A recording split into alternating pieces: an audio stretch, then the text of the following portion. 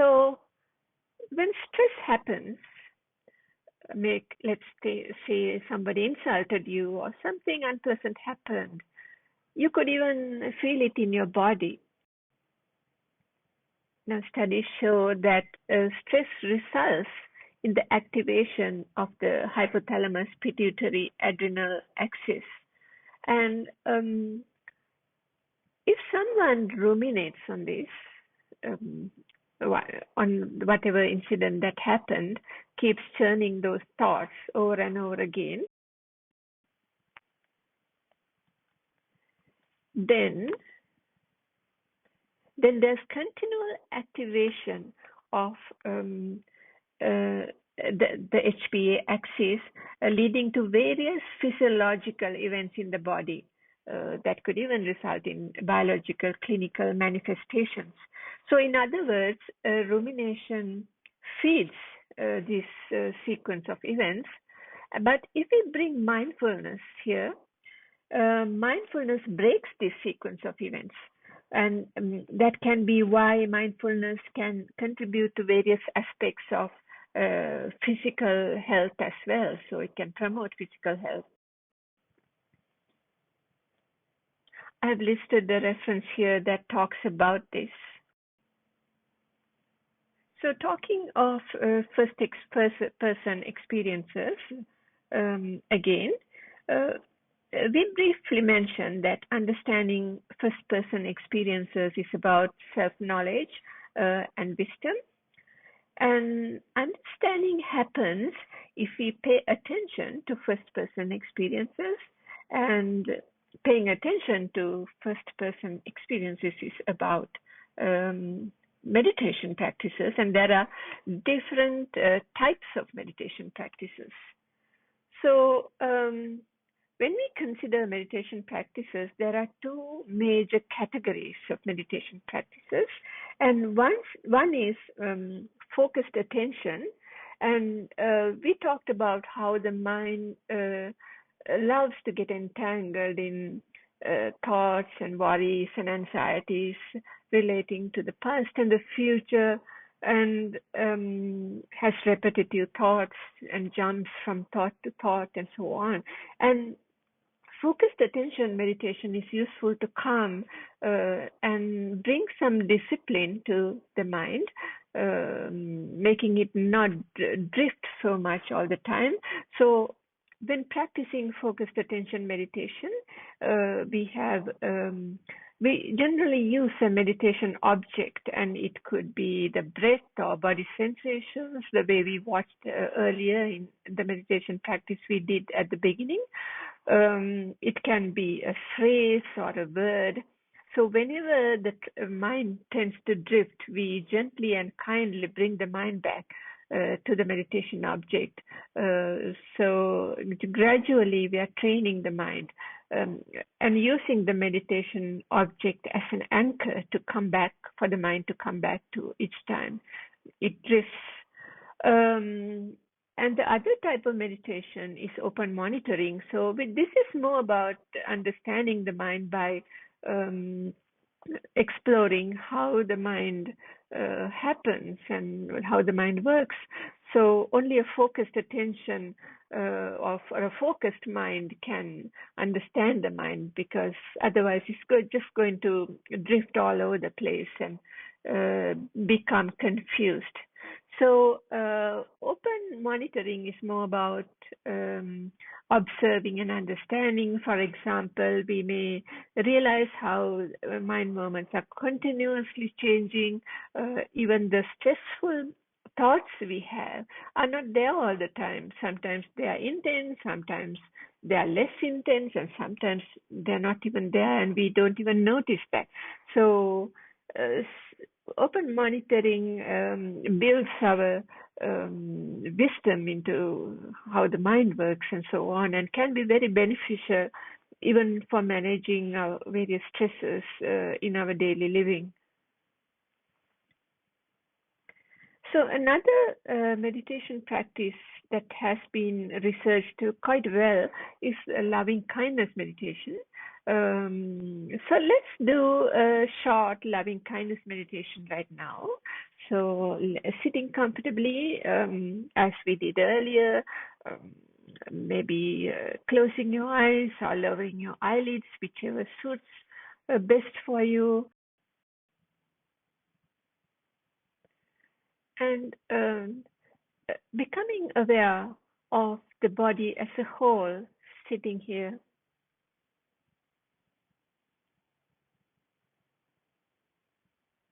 Becoming aware of any sensations you might be having,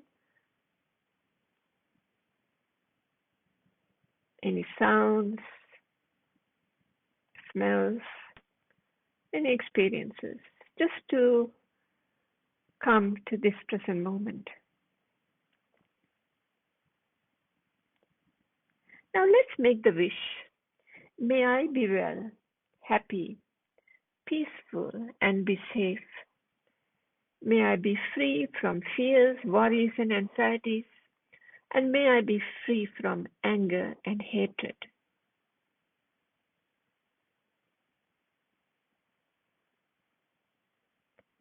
Now let's spread the same wish to people around us.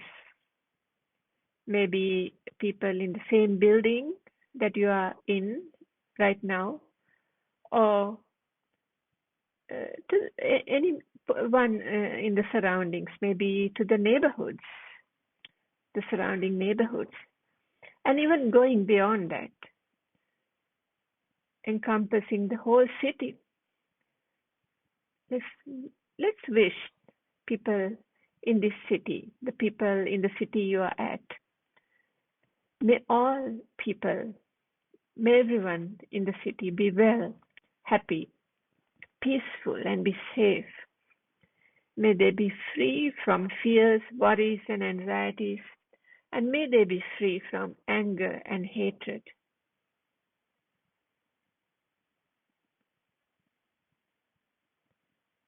Now let's extend this wish beyond the city we are living in to all the neighboring cities and countries, and encompassing the whole world. Let's bring and extend our loving kindness wishes to the whole world, people of all religions and nationalities. May they all be well, happy, peaceful, and be safe. May they be free from fears, worries, and anxieties, and may they be free from anger and hatred.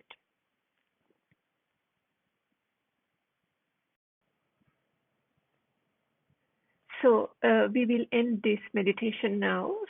Whenever you're ready, gently opening your eyes. So loving kindness meditation has been researched quite a lot, and researchers have found that loving kindness enhances positive emotions, lessen negative emotions, promotes social well-being, enable us to coexist peacefully, cultivates attention, and reduce biases. So I have listed two references here. There are lots of studies, so I just have listed a couple of them here.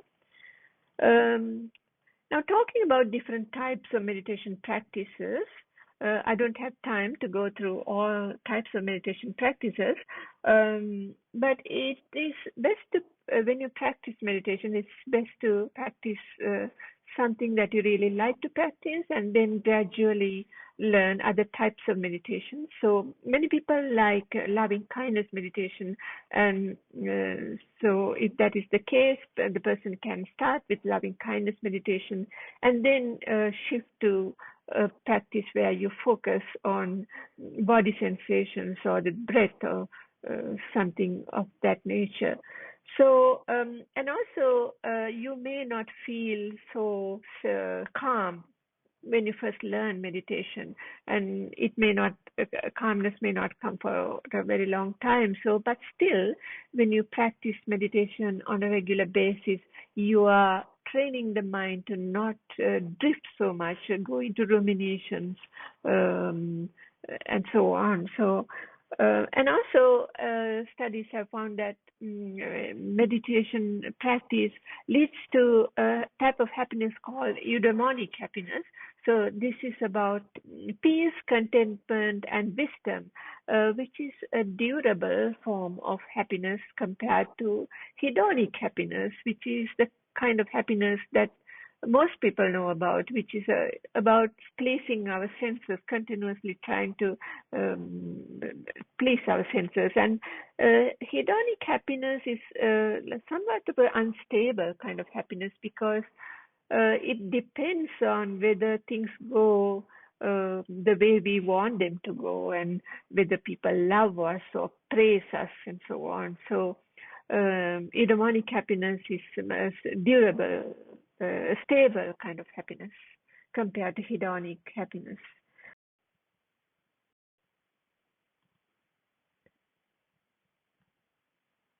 Now, mindfulness is a major element in Buddhist practices, and the goal of Buddhist practices are about understanding the nature of human experience.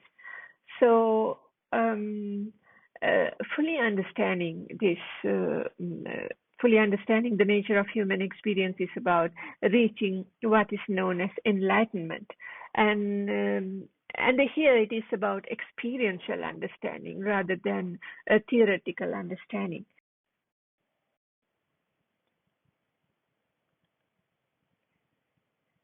Now, Buddhist practitioners use three major trainings to accomplish the goal of what is known as enlightenment, and these are ethical conduct, focusing the mind, and developing wisdom. So, ethical conduct is closely linked to non-harming, compassion, and loving kindness. It will take me too long to explain how this is, but it when if someone constantly breaks ethical rules, um, his mind tends to be turbulent, thinking about whether people may find out about what he did and so on. So, but whereas if someone lives by ethical rules, then there's feelings of blamelessness that promote feelings of peacefulness in him, and that can in turn be very beneficial for carrying out meditation practices. So focusing the mind is about calming and the calmness developed through focused attention practices where it's not drifting into thoughts all the time, and developing wisdom. We talked about wisdom a little bit earlier. I've listed a reference here that you can read about the Buddhist path to wisdom. So now we come to the end of the workshop, and so we said that we will visit this definition slide at the close to the end of the workshop. So let's look at each of these terms and see whether we have understood them. So attention and awareness, we did three meditation practices where we directed our attention and awareness to different experiences. And regarding the present moment, we discussed first person experiences where we talked about how the present moment is constantly changing. Now, so we have an idea about the present moment, and generally, when mindfulness is introduced in stress reduction context, mindfulness is described as letting go the past and the future and being in the present moment. Now, this is not wrong, but it's a very simplified way of putting it, because we saw that the future and the past come up as thoughts in the present moment. So it's not that we have to not think about the past and the future, but we don't get entangled in ruminations and all types of worries and anxieties that relate to the past and the future. And that's how we can build wisdom and self-knowledge by paying attention to whatever is happening in the present moment. And also, non-judgment is not about breaking ethical rules, but being open to whatever comes up in our experience. And also, acceptance is about accepting whatever comes up. So, if it is in terms of thoughts, um, we don't judge in terms of I shouldn't be having these types of thoughts. So, whatever thoughts that come, we can observe how they come, stay for a while, and go away. So, simply accepting whatever comes and seeing how they come and go. Curiosity is more about wisdom. So when you have some experience as a result of seeing something, you can curiously observe and see why is it that I had this experience when I saw this, and another person who was with me had a different experience. So it could be due to past conditioning and so on. So, but wisdom is a much broader context, and I just gave you one simple example.